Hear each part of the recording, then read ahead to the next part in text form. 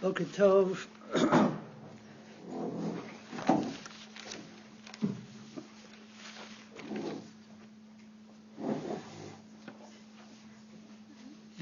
I'm going to be speaking in two languages with your permission.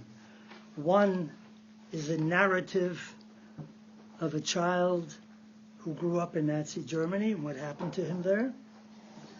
And I'll try to keep it as, let's use the term, as uncomplex as possible, to try to use the communication of a child. And one of the reasons I do it, because looking back at what happened there, from my perspective, having completed Gvurot last year about this time, that I cannot believe my own belief that children go through these things, that these things actually happened. And so I prefer to read it, first of all, to control the time that is available and to avoid as many diversions as possible, because this particular story has many tributaries with people who made it possible and almost who didn't make it possible. I don't know if we'll have a chance to afterwards to follow up in terms of questions from where you're sitting.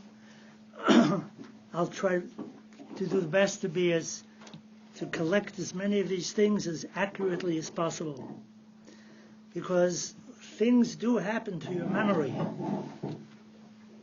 And so here we go. The following is my own story, the story of a young child growing up in Nazi Germany. I tell this story b'techilu u'rechimu, with some trepidation, since in the past I have been inclined to keep this chapter in my life within the immediate family.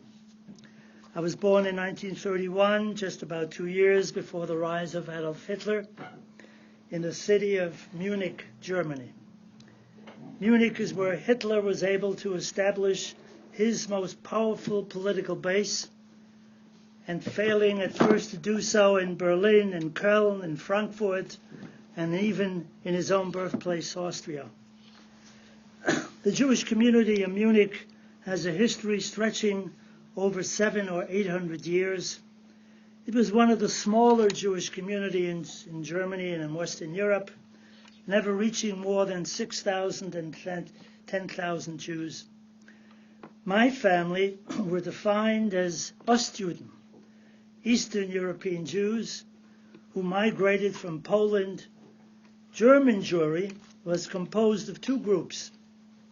German Jews, sometimes referred to as Yekis, who had been living in Germany during many generations, and in newly become Germans, such as my grandfather, who came from Galicia, from the Hasidic shtetl of Tichin, next to Reisha, where the Schindler family had lived during their formative years. The end of the 19th century and the beginning of the 20th century saw a substantial increase in anti-Semitic philosophical literature. The roots of racial anti-Semitism began to spread. It became the fashion of popular subjects for small talk, as well as objects for academic philosophical study in the university. The emancipation of the Jews in the late 19th century and the hopes that it brought with it had not fundamentally improved the lot of the Jewish people in Europe. Even those Jews who enthusiastically removed their ghetto garments and attempted to assimilate into mainstream society had their hopes frustrated.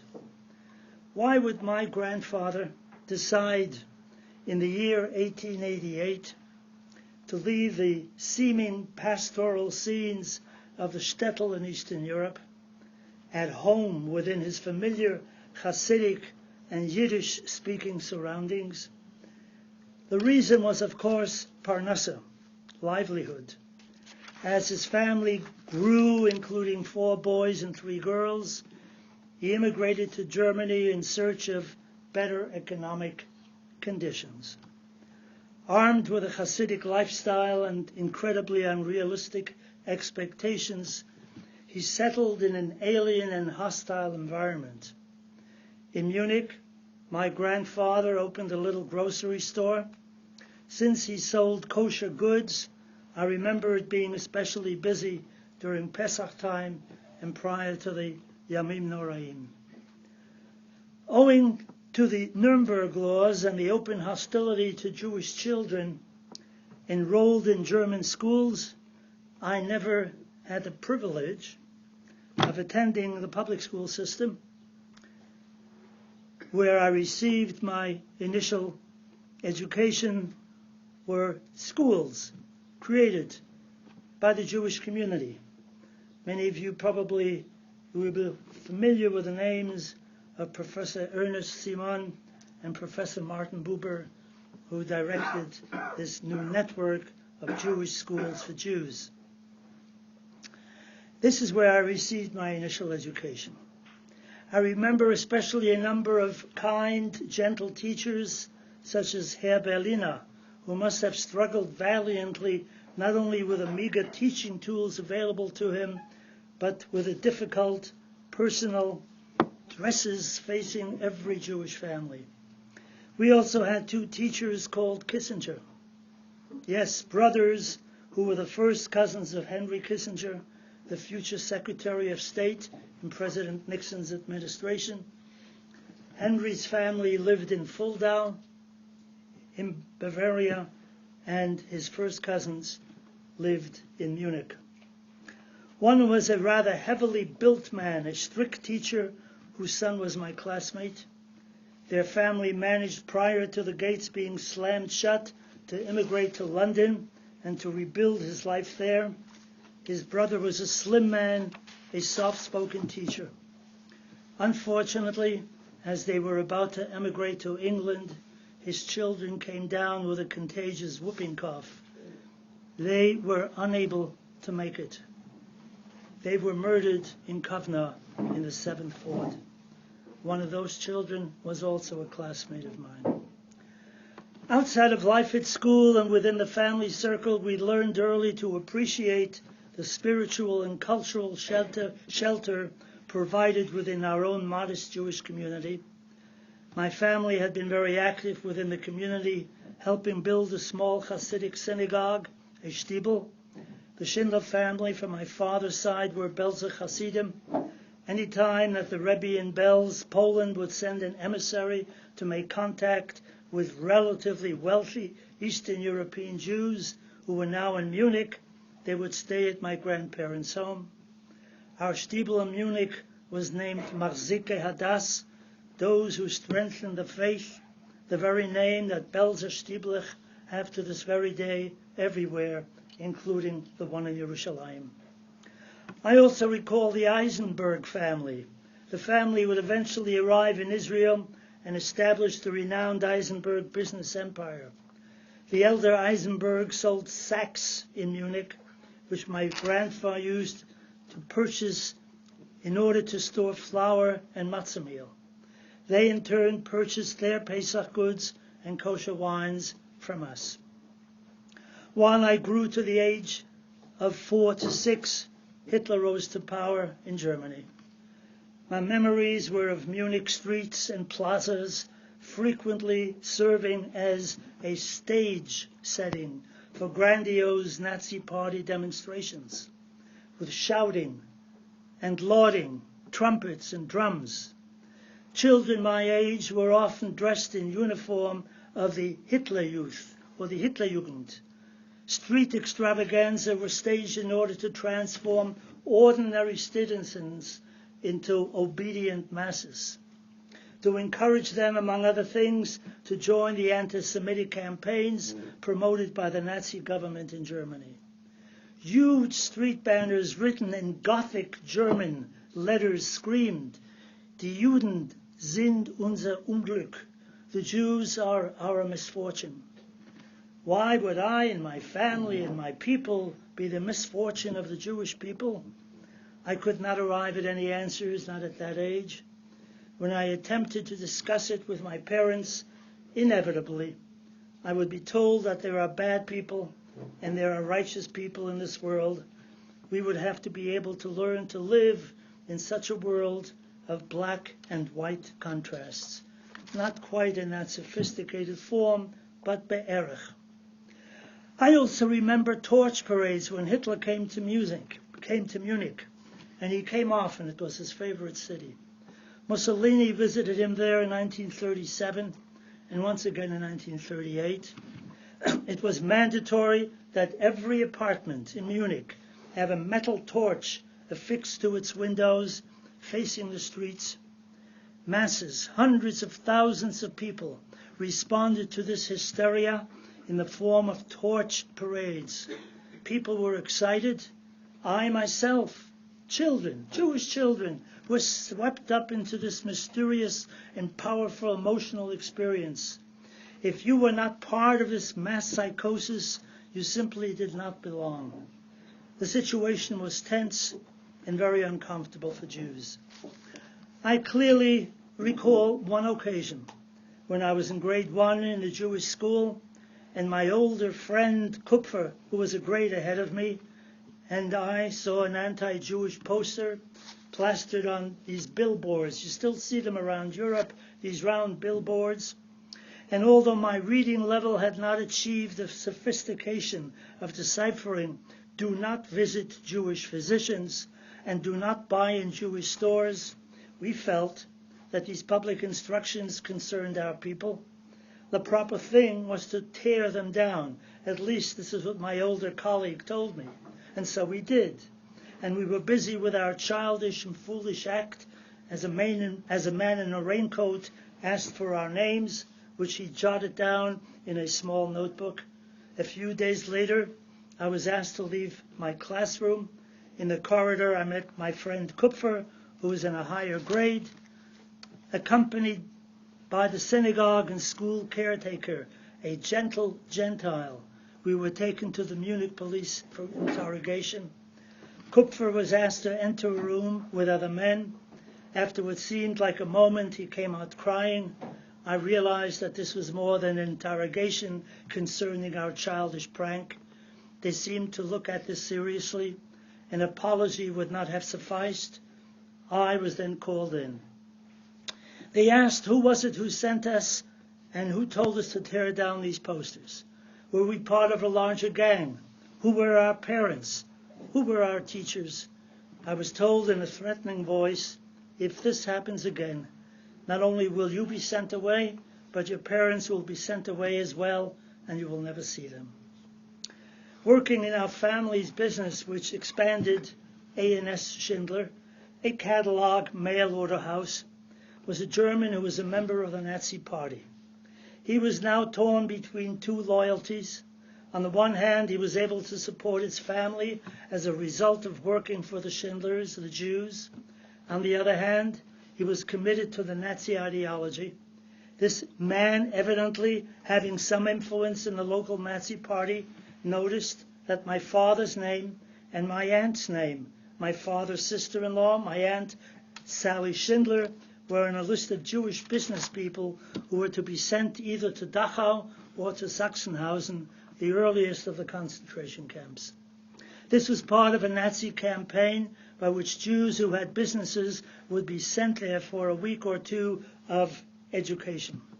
When they came back, they usually sold their businesses to the Nazis for a fraction of the price of their actual value. This good Nazi shared his critical information with my father and aunt. That very night, they decided to flee Germany. Their families would follow. This is what they believed. My father made his way to Milan, Italy. There he awaited for the elusive visa, being sponsored by the Claristenfeld family, our cousins who were residents in New York City. This process compelled him to remain in Milan for a number of months, attempting to reduce the torturous delays of seemingly endless impediments. In contrast, my aunt's efforts went relatively smooth. After checking into a hospital in order to blur any evidence of her whereabouts, she made plans to bring her family to Switzerland, where she had contacts, and from there they would emigrate to the United States. She would eventually see her son, Rabbi Alexander Schindler, lead the reform movement in Judaism in America and become the chairman of the President's Conference. Incidentally, I failed to note that prior to their respective escape to Italy and Switzerland, they exited Germany via the Polish border in order to bid farewell to the Hasidic master, the Belzer Rebbe, Rabbi Aaron Rokeach, and to receive his blessings as they embarked upon their fateful journeys. They received his special blessings. I must say here in aside, Rabbi Aaron Rokeach was the focus of a great deal of accusations made by a number of people who believed that he purposely misled the Jews when he eventually got to Budapest, that they should remain quiet and not panic anything, and everything will turn out well. The true story is that was a ploy because they never knew the spies that were in his public statements. There was a famous Chol HaMoed Sukkot drasha by his brother where he said, in fact, that, but privately, like in this particular case, as many of the Jews that they could get out, he encouraged them to leave. In August 1938, my father arrived in New York City. Given the deteriorating situation, he immediately set out to bring out my mother, myself at the time 7 years old, and my brother Reuven, a year and a half younger. But time was working against Jews in Germany. The government, under the totalitarian rule of Adolf Hitler, integrated into their legal system draconian laws which aimed at expelling Jews from every aspect of normal life.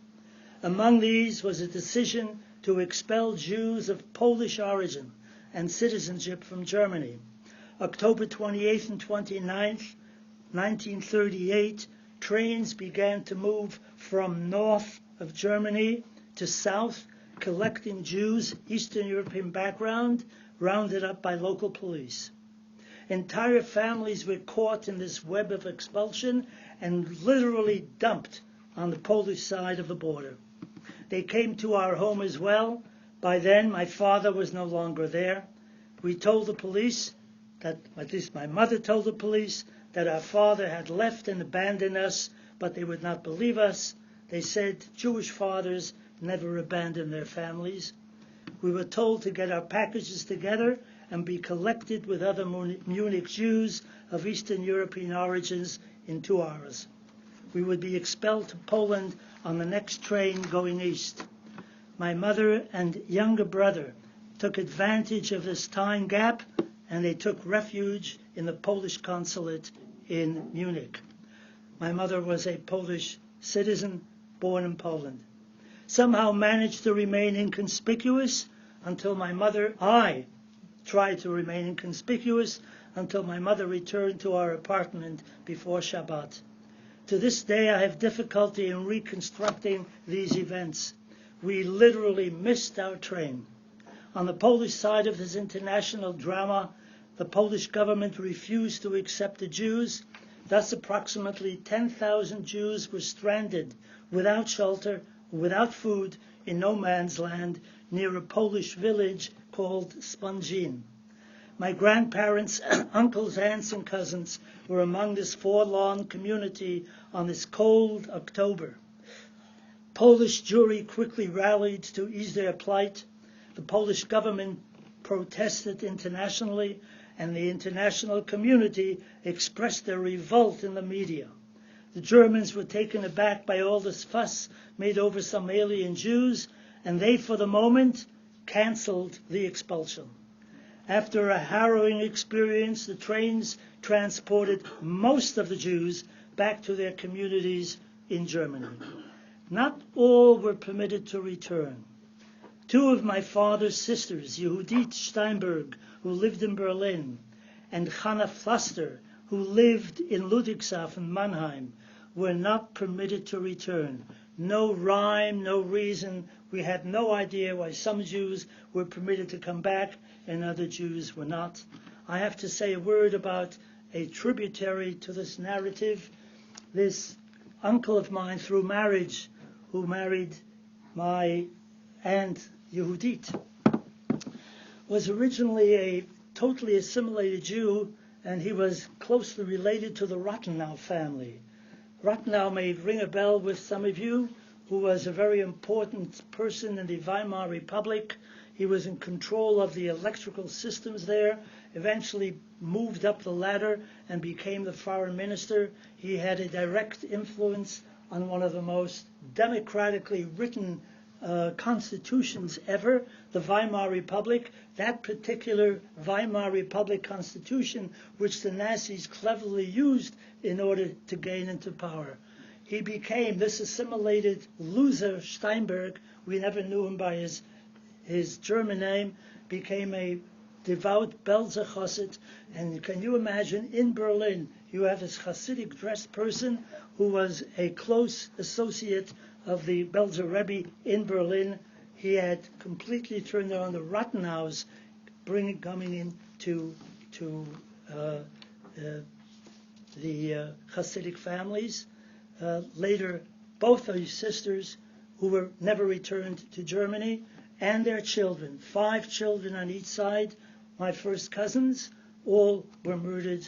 One of them in the bombardment of the carpet bombing of Warsaw, September 1st to September the 3rd, where 30,000 Jews alone were killed during this mass bombardment, including my aunt and uncle, who were standing in the train station with their 5 children. One of the families who survived the ordeal of that train was the Greenspan family from Hanover. When they were able to return home, they sent a postcard to their 17-year-old Herschel, who was living in Paris. There are different stories of what this Herschel Greenspan was doing in Paris at the age of 17. We won't go into that. Herschel Greenspan decided to take revenge. He obtained a gun and went to the German embassy in Paris. He asked for the ambassador of Germany, who happened not to be there at the time. He was then shown in to see the 3rd consul, whom he shot, critically wounded, and died shortly after. Herschel Greenspan's action set off events of the night of November 9th and 10th, 1938, known as Kristallnacht. That night, our synagogue, the Kanalstraße Schule, adjacent to our school, went up in flames. We happen to have pictures of that morning. That's exactly where my brother stood, exactly the way you looked. It was a cloudy kind of a scene. You see German citizens walking by, taking a quick look to the right and to the left and moving on. You can look at these things. That's exactly the way I remembered it as well. Jews who were attempting to rescue Sifrei Torah were kept away by the police. Firefighters were on the scene. Their job was to make sure that the flames did not spread to Aryan property. Chas v'shalom. I remember seeing scores of Jewish shops on the morning of November the 10th. They were burnt and plundered. While my brother and I were on the way to our classes, the main streets were littered with shrapnel glass, hence Kristallnacht. Although German insurance companies suffered heavy losses for the huge damage, eventually it was the Munich Jewish community and all other German Jewish communities who actually had to pay a tremendous tax to pay for the cost of the damage that took place on November 9th and 10th, 1938. Kristallnacht set off a panic among German Jews. There were enormous lines outside the travel agencies as people attempted to get out. Every week, my class diminished in size. My mother was also caught up in the panic. Wearing her best clothing, she dressed us up as well and took us to the American consulate in Stuttgart. Munich, for some reason, didn't have a U.S. consulate. Stuttgart did. It's about an hour from Munich. We encountered a frenzied scene at the consulate. Applicants for visas, U.S. visas, had at most 10 to 15 minutes to state their case before a group of U.S. consuls. When she finally got her turn, my mother told our story to the consul. She told them that her husband was already in the United States and that the family would like to receive permission to reunite as a family in the U.S. It was a matter of utmost urgency in view of all that was happening in Germany, expecting the U.S. consul to understand what was happening in Germany. The consul responded that she could obtain a visa immediately. As a Polish citizen, there was place for her within the Polish quota to rejoin her husband. However, he added matter-of-factly, according to the Nuremberg laws, this is a U.S. consul, I wish to remind you, the children were staatslos, namely stateless, and would not qualify for a visa. Alone in a hostile and increasingly dangerous environment, without the relative safe and instant international communication systems of today, my mother, among hundreds and thousands of mothers, and I mention mothers because often the husbands were no longer there, were faced with this terrible dilemma, which she had to solve immediately before leaving the consul's office. He kept looking at his watch. After all, we're busy people here, Mrs. Schindler. Many others were outside waiting their turn. My mother began to cry. He began consulting his manuals, looking for some relief from his own dilemma. He was not the Wallenberg, and he was not the Japanese consul. She would get out of Germany, he says, while she could. That's his advice. He recommended that my mother take the visa, grab it. In the interim, she should place her children in a local orphanage. Once in U.S. territory, she then could send a cable to the Stuttgart consulate requesting visas for the children. He explained to her that according to U.S. immigration regulations, once a mother and a father are united in the United States, right? He didn't do it quite that way, but mentally, I'm sure, they would be able to apply for entry visas for their children, including stateless children. She agreed to follow this course of action. I cannot imagine what it must have been for my mother to make this kind of a decision. Yet she did. She enrolled us in the Jewish orphanage known as Antonienheim, located on Antonienstrasse in the Munich suburb of Schwabing. At the beginning of December 1939, she came to say farewell to us. It was snowing outside, and we were about to go on a ski trip. Munich is situated on the edge of the Bavarian Alps. We were now in a children's community, trying to live normal lives within an abnormal world. A child learns to shut out the trauma and to absorb the experience with which they feel comfortable and secure. It is likely a form of mental defense to protect one's sanity. My mother, in this quick farewell, comforted us with, in Yiddish, "We will see each other very soon." And she was gone. She departed by ship and arrived in the United States on the Ner Revi'i Shel Chanukah in December of 1939. I wish to remind you, ladies and gentlemen, World War II had already formally erupted on September 1st, 1939. The orphanage where my brother and I lived had a skeleton staff of adults taking care of 140 children, from infancy till the age of 17. It was then modeled along the lines of Dr. Janusz Korczak, who founded the famous Jewish orphanage in Warsaw. 17-year-old youngsters would take care of 15-year-old youngsters. A 15-year-old's responsibility was to work with 12-year-old children, and so down the line. The youngest, as I indicated, were infants, no more than 6 months old. How can one forget the lovely Hanukkah party that was organized at the close of 1939? The war now in its fourth furious month, looking back, and now retroactively aware of the terrible fate of our people being slowly massacred in Eastern Europe at that very moment, our children's Hanukkah in Munich was a form of kedusha, an experience of sanctity, within that of tumah, defilement and desecration. These were rare moments where Jewish tradition provided us with a sense of sacred memory and a moment of sanity as well. Each child in that orphanage had its own story. Those with parents who were inexplicably missing, others whose parents were still somewhere in Europe and no longer in Munich, and yet others that were actual normal orphans. The last time I saw my grandfather, Avraham Yitzchak Schindler, was during our stay in the orphanage. A Hasidic Jew with beard and traditional Eastern European dress prior to the Hitler regime now came to visit us. His face was drawn, his beard a shadow of his former Hadrat Panim, his elegant aristocratic appearance. He came to visit, perhaps to say goodbye. He was eventually transported to Theresienstadt.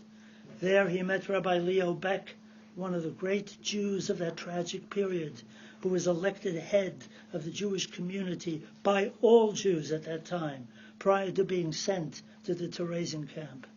My grandfather, Avraham Yitzchak Schindler, died in that deceptively conceived paradise ghetto, as it was called. He was trapped within a hopeless population which reached 41,500 prisoners, with a daily death toll averaging 125. What I did not know at the time is that plans were being made to smuggle the two of us under false pretenses out of Munich. On a cold winter day in February 1940, my brother and I were woken up at about 4 o'clock in the morning. We were taken out of our room by our supervisor and advised to remove our regular clothing. We were told to dress in typical Tiroler clothing, which were worn by many of non-Jewish children in Bavaria and in southern Germany.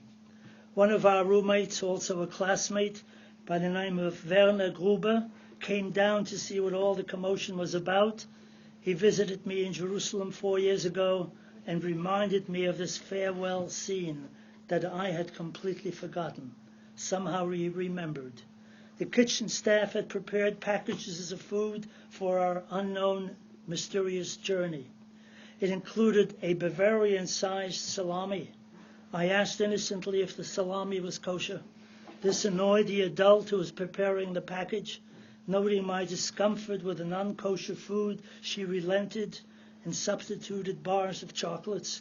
To this day, I have a warm, weak spot for chocolates, which were my secure companions on the critical trip which would begin momentarily. Werner Gruber and his brother were subsequently sent as children to the Theresian camp. The fact that he had a non-Jewish father may have saved his life. He refused, at the command of the Nazis, to divorce his Jewish mother. He still lives in Munich and is active in local civic affairs. His efforts to remember this children's orphanage home eventually proved successful when the municipality built a memorial on the very site of the Antonian Kinderheim, which once stood. Number of yeshiva students who, for whatever reason, wanted to re-experience this particular story visited Munich, looked up for the Antonienheim, and made contact with the Grubers. My brother and I were provided with name tags, as children traveling alone usually are. We were to be on our way to visit our relatives in Holland. There were many non-Jewish parents in Munich, in Germany in general, who feared their children's welfare as a result of the bombing, and they sent them mostly to Holland and Belgium, where they had relatives. We boarded the train alone without any supervision. The train at first appeared as a normal passenger train. It was crowded, however, with Wehrmacht soldiers being discreetly transported to the Belgian and Dutch borders. The troop build-up for the German invasion of the lowlands, which would materialize 4 months later in May of 1940, was taking place before our very eyes. Whoever concocted the scenario for our flight probably felt that this may actually have been the safest route out of Germany. There were very few civilians on board. The soldiers, some of whom smelled of alcohol, were in a joyous, jolly mood, singing songs. We were, quote, adopted by some of them as a kind of a mascot. Perhaps we reminded them of their own children. When I recall this ironic counterpoint, the contrasts of state of minds, 2 young children traveling alone on an uncertain journey in close proximity to self-assured, merry men of war, confident in their cause, I cannot help but recall a similar scenario portrayed in our ancient tradition. The king and Haman sat down to drink, but the city of Shushan was bewildered. At every station there was a civilian or 2 who came up to the train and sought us out. They quietly and discreetly said, Shalom Aleichem, to both of us. Later on, I learned that these were possibly members of a Jewish underground who were moving children out of Germany in any way possible, since the Kindertransport projects to England were already closed. About 1,000 of those children eventually reached the United States. We were to be among them. These unsung heroes to whom we owe our lives were members of Jewish communities who organized escape routes for children in February 1940. Time was precious as options for flight to safety diminished by the day and for some by the hour.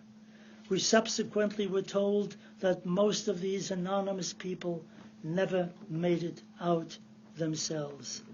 They delayed their own departure in order to get as many children out as possible. Dr. Sheila, one of the Munich Jewish heads, did in fact do that, and when he could do no longer, he refused to be part of a Judenrat and committed suicide. Ein Bal Hanes Makir Beniso. No one prepared us for this kind of a thing, and we cannot imagine that this train that now went between the raindrops. The next period when they were routinely being examined by Gestapo people coming up, who was traveling where and what, somehow nobody came on that particular train. Ein Bal Hanes Makir Beniso. The train was uncoupled in Germany, and a new locomotive was attached for those who went on into Holland. We were welcomed at the station by a Jewish family in Rotterdam. To this day, I have been trying to locate who were these people. My father thinks he remembers the name Fischer in Rotterdam. It is very likely that none of those people survived following the terrible bombing of Rotterdam and the subsequent transportation of Dutch Jews to Bergen-Belsen or Auschwitz. How come Amsterdam was not bombed and Rotterdam was? Very simple. Goering, who was a lover of art, did not want to destroy his potential collection in Amsterdam. Rotterdam did not have an art collection, and so it took the brunt of the Luftwaffe. We spent a few days in Rotterdam.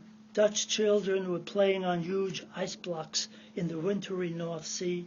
Much of the daily routine escapes me. Was it the anxiety of the unknown, the feeling that we were not in control over our own routines, the lack of normal daily activities of children of our age? We boarded the SS Volendam of the Holland-America line and were given a room with a bunk bed for 2. I'm still puzzled, more accurately upset, that we never maintained contact with the good people in Rotterdam. Were they not a critical link in our exit to life? We began our voyage to the United States. Once again, we traveled unaccompanied. The ship picked up passengers in Southampton. Incidentally, back to Rotterdam, there were a great deal of fascists operating there who would identify Jews where they were. And so even though there was not an official war yet between the Nazis had not as yet occupied Holland, but the fascists were doing this kind of advanced intelligence work so that our lives were not totally clear even at that time. The ship picked up passengers in Southampton, England, and continued to the United States. Among those on board, we subsequently learned, was a future editor of the New York Times. Max Frankel was a 12-year-old on this fortunate voyage. He was somehow able to leave Berlin despite the late date, 6 months into the World War II. Despite the constant surveillance of British Navy seaplanes, it was a pleasant voyage, an island of fragile tranquility in seas of storm. This sense of optimistic anticipation, which was prevalent among the adult passengers, were caught by the young people aboard as well. We were kind of adopted by kind people for various leisure-type activities. I learned how to play the challenging game of chess. Another gentleman taught us a little bit of broken English in a German accent. We arrived in New York City Harbor. The excitement reached its peak as we looked at the legendary Statue of Liberty that passed before us. Needless to say, the entire passenger community was on deck. As our assigned pier in the port of Hoboken, New Jersey, was temporarily unavailable to receive our ship had to make its way up the Hudson River and a U-turn back. While on a sightseeing maneuver, we saw a magnificent bridge in full view, bedecked with American flags. I asked an older person, "Why is this bridge flying these flags?" He replied, "This is all in German, of course. Young man, America is welcoming you." Of course, this was fictitious. This was really the George Washington Bridge, and it was February 22nd, 1940, Washington's birthday. Why they chipped Washington out of that and combined it with Lincoln, and now it's some kind of a President's Day, I'm not quite sure. And then a jovial adult, evidently in a state of euphoria, realized that he too was now free from the fears which had accompanied him and his family during his recent past, was in a frame of mind to play a harmless prank on my brother and I. He asked if we could speak English. I said that we knew but little English. With a concerned look, he indicated that we had about 10 minutes to learn the numbers from 1 to 10, and without that, I'm afraid, he said, you might not be able to disembark. Hence, we had our first crash course in English, Ulpan, right on our deck, 1, 2, 3, 4, 5. As we came off the boat, we noticed that my mother was not there. My father came alone. We later learned that the reason for my mother's puzzling absence was a disturbing telegram from Geneva, Switzerland, via Hayas, that really had a major role in getting us out and who got the tickets for us. The cable informed my parents to be prepared to meet their son. All of you studying Talmudic, is it Banav or is it Banecha, is it plural, and so on. You can read it both in the Achid and the Rabbim. This thing was clearly in the singular, that they should expect their son on the SS Volendam upon arrival. Fearing the worst for the other son, my mother could not bear meeting the boat. When we docked, my anguished father had no clue as to which son was aboard, and, God forbid, who may have been left behind. One cannot imagine the feeling of thanksgiving and joy when we were all reunited. In retrospect, I have never spoken to my mother ever about her decision back in 1939 in Germany as to why she traveled and left us there. In retrospect, this very unmotherly decision saved our lives. Many years later, we learned that of the 140 children who were in the orphanage, only 4 survived. including me and my brother, and Werner Gruber and his brother. The Gruber brothers survived to Eisenstadt. All the others perished in Auschwitz or were taken on a wintry October 1941 without food or clothing, extra clothing, to Kovna, and were summarily executed in the notorious 9th Fort. Among them, my classmate and the older Kupfer, who was interrogated with me in the Munich police station, and including the Kissinger child. People often ask how these events have formed my life, if at all. It is a question much too complex to enable an adult to respond with any degree of objective accuracy. Perhaps an informal, subjective, retroactive, impressionistic attempt may be possible. But just as an aside, I could tell you that the child's mind, or the human mind, has a way of opening and shutting passages of lives of this kind. Within a few months, my brother and I were playing punchball and stickball and all the things on the Lower East Side in the Hamilton Fish Park, and when we studied in Yeshiva Shlomo Kluger, nothing had, it's as if we closed the shutter and everything behind us just simply faded away. These things only come to you when you reach a certain degree of maturity. The lives of these 136 children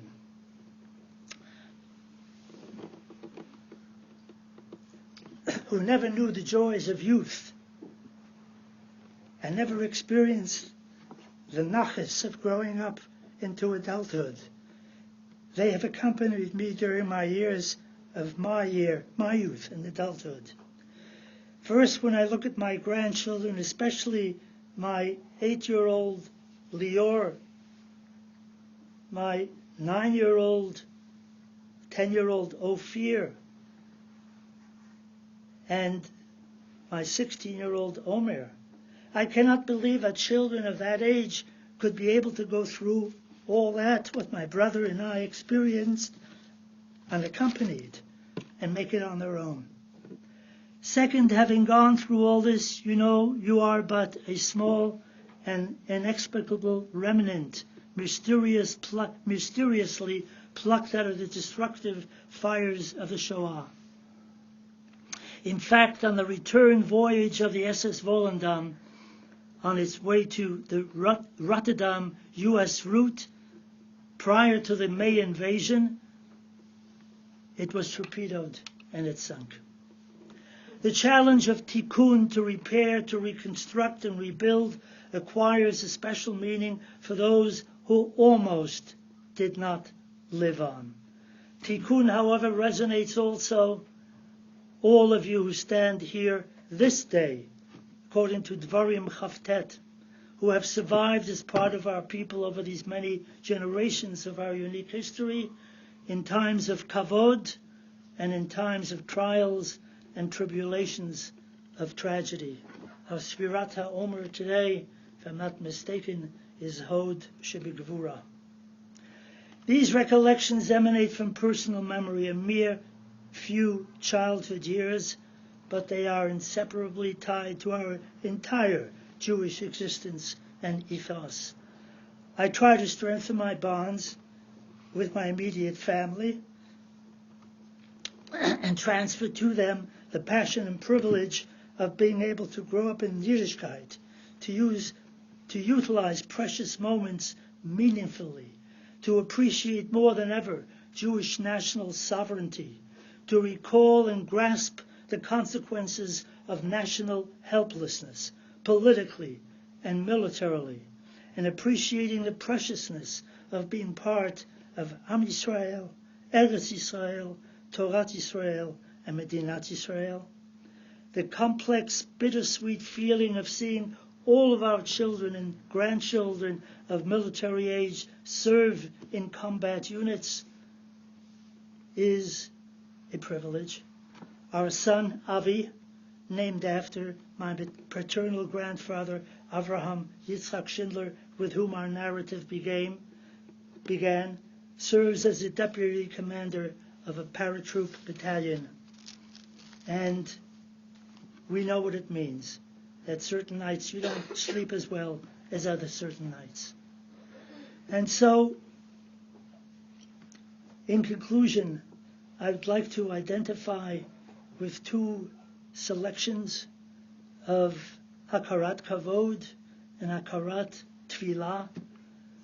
One that deals with Klal Yisrael and Klal Enoshut, that towards the end of our Amidah, and perhaps it was put there because at that time, by the end of the Amidah, we have the least strength for purposeful kavanah, and therefore it needs that extra pickup. And so we say, Sim Shalom Tova Vracha Chen V'Chesed V'Rachamim Al Kol Yisrael Amecha. May our people and all of humanity be blessed with peace. May all peoples appreciate the aphorism of Chazal, Gadol HaShalom. This is Bigadol. In terms of the personal, is to read from our Modim Anachnu Lach, the Tfilah, which I say with special kavana, Al Chayenu HaMesurim Biyadecha, Ve'al Nishmotenu HaPekudad Lach, Ve'al Nisecha Shebechol Yom Imanu, Ve'al Niflaot V'Tovatecha Shebechol Eit Erev Avoker V'Tzoharayim, because that is the personal kind of thing, and to dedicate this presentation to my parents, who were at the heart of these recollections, Alexander Moshe Schindler and Esther Stiel Zwickler Schindler. Toda Rabah.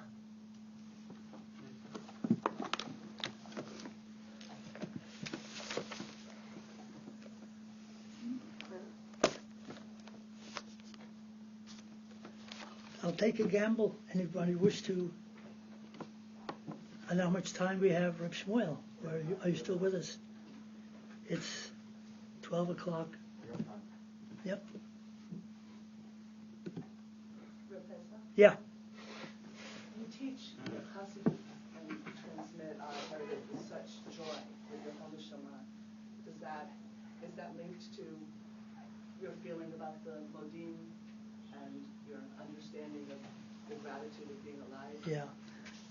That's a very tough question, because when I express that kind of a gratitude, it is, as I indicated, the personal one, and then you make a quick flashback, and at the same time, what is it, a Vayidom Aharon? You just keep quiet about all the others who didn't make it. Therefore, I hesitate to use the term Baruch Hashem. I can't say it. It wouldn't be an honest statement. The only way that you could say thank you is to reorder your life, or to order your life in such a way that the ma'asim are the ones that you touch other people. That's all you can do, and you have never any guarantees. You don't have even guarantees with your own children and grandchildren. It is the throwing up the dice. But lo lecha ligmor et ha'maaseh, you've got to do something. You have to be very sensitive, especially as a teacher, that what you're saying doesn't chas v'shalom hurt somebody else. Because every person, including everyone sitting here, has a kind of a peckle on his back, and it's great that it's on its back, because if people shouldn't really be seeing their own pecklach, and therefore they can see other people's pecklach. That's the famous story of Moshe Mendelssohn and how he married this beautiful woman. So there you are, and so it's very difficult to take on a triumphant kind of a position that we made it. in a way it is, in a apicorsis way, there's a fluke. My mother's gamble was a gamble against, there are people here who are mothers and grandmothers. I wouldn't ask the chutzpah to say, well, how would you react? Or fathers, what kind of decision would you make? If you were a father, would you leave your children behind and run off and get out with a hope that think that, the only thing I could explain is that there was a kind of a hope there of bitachon that things would work out without any guarantees, and that's all you can work with. You work with these little things. But chas v'shalom to, I do a lot of work there at Yad Vashem, and every time you go up there, you kind of wonder that I don't want to misquote Leibowitz. He said there's no show business like show business like Shoah business. That's taking a little too far in the other direction. I mean, then there would be people who would simply do away with it, and let's begin from square one. But this is not the Amma Yehudi. This is the big mitzvah of Pesach. That we have to really feel as if we have come out of Egypt. This has to be a real feeling like that. So you can't push that aside. Al tishkach, o tishkach, Amalek. You can't do it that way. And we have no regrets that we made Aliyah, and that our kids are doing their part here. They don't think that way. They have a different stance. They're already Israelis and have a different kind of approach to things. And they'll probably get it as they get older. But now our son wants me to go with him and his children back to Munich to, they call it roots.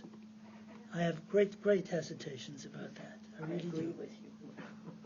Said, I know what he means, and it's important that they know where they came from. But these are difficult kind of things. I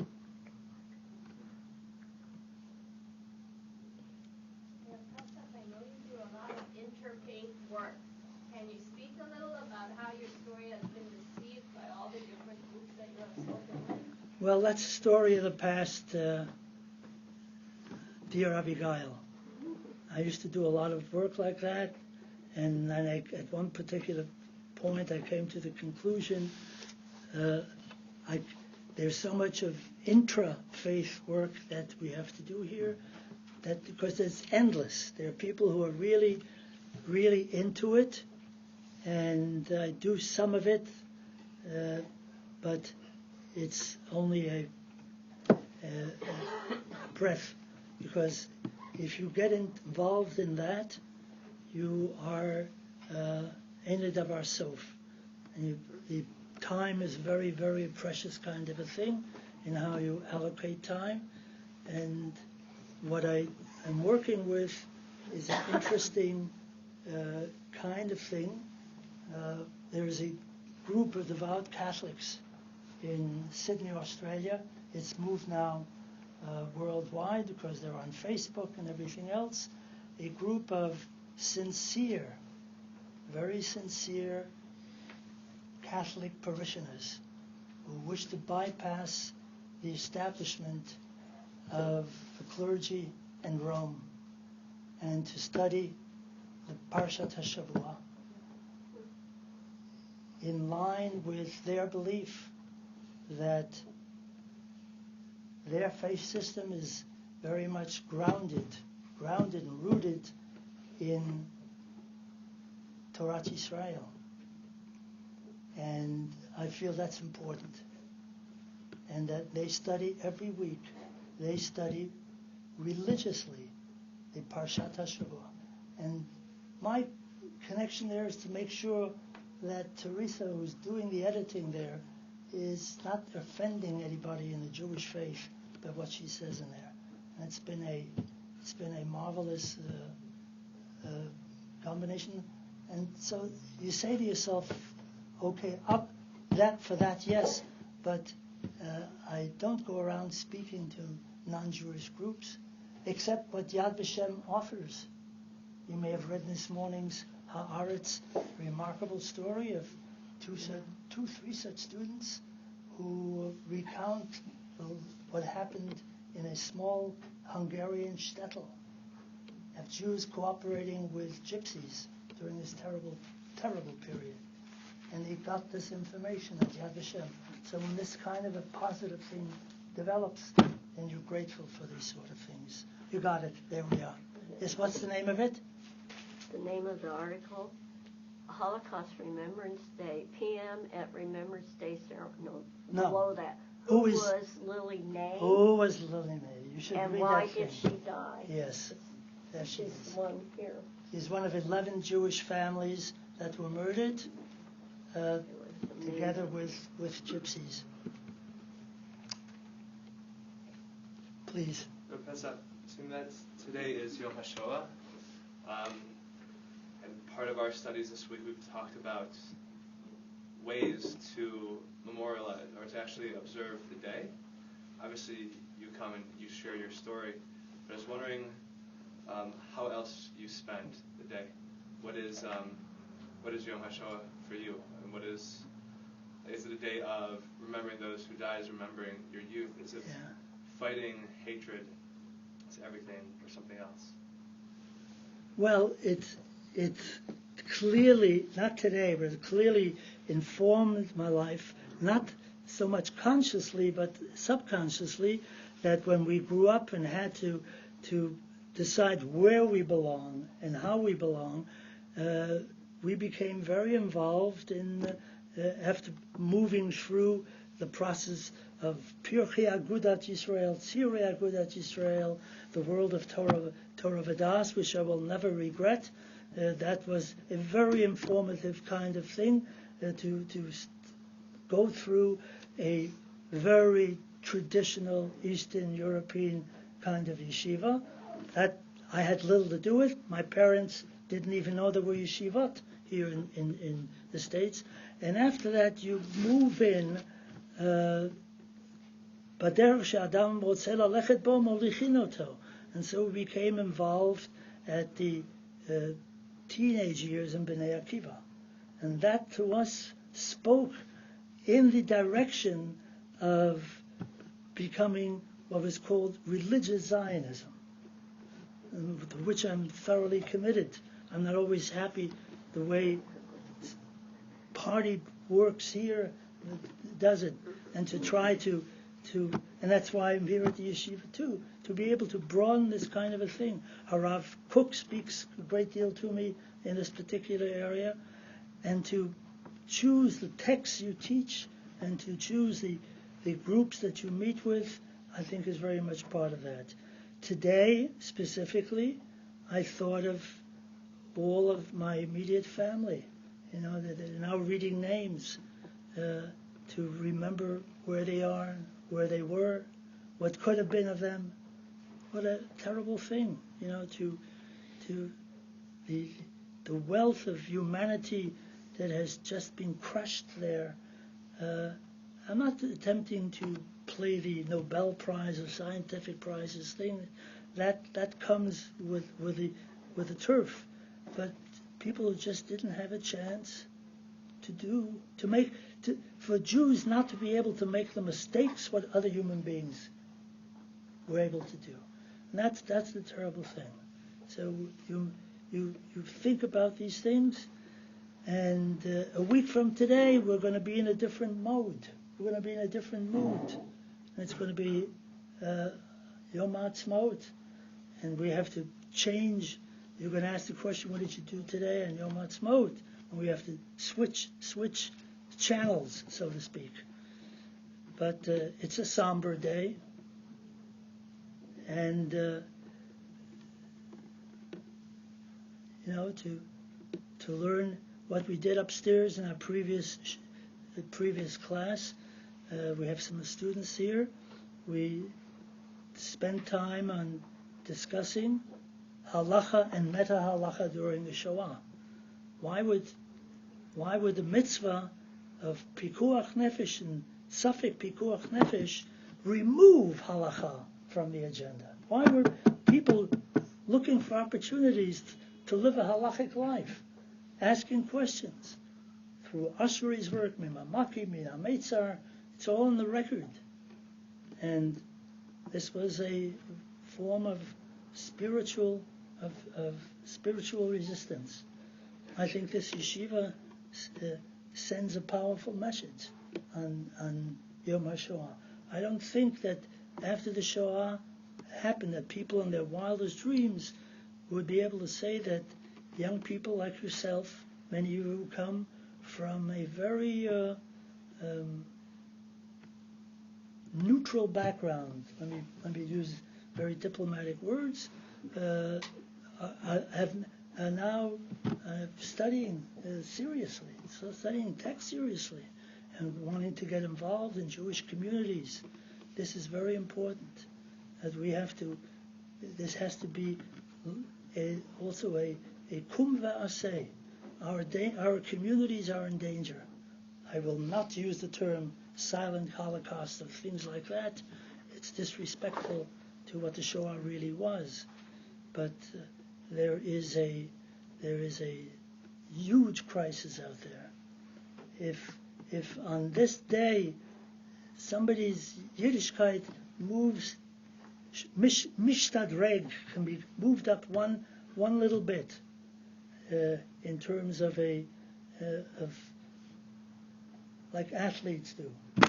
They don't want to win the race. They just want to get to the next step in one piece, and that's an achievement. And I think this group here, this community here, can play a powerful role. Not that chas v'shalom, that we ought to be Jews because of the Shoah. No. I mean, that has to be remembered simply it is the kind of a feeling that you have on a yard site. A feeling of respect, a feeling of awe, of a feeling how you're connected to the people or loved ones who are no longer there. But it cannot stop there. It's got to be something massive. People would not have believed that young people like you would come and study and give up time. Some of you have difficulty. I admire that you're admiring the economic, non-Marxian approach to economics that some of you guys have. You kind of have bitachon ad sof. You're working on a shoestring of a budget, and you're figuring out how you're going to manage. You have very little in your pockets. And that's what a wonderful statement that is. This message has to be duplicated and replicated everywhere else. It cannot be that the conservative yeshiva remains with the. It should be a conservative yeshiva. Everywhere else, wherever you are, let them call you Meshuggah, let them call you it's impossible, but from Gitzion Teitzei Torah, this kind of yeshiva has to be Teitzei. It's got to go out. That's Ufaratzta. If it stays within your little group, it has very minimal kind of a thing. And this is the message that I have to you on Yom HaShoah. Toda Rabah.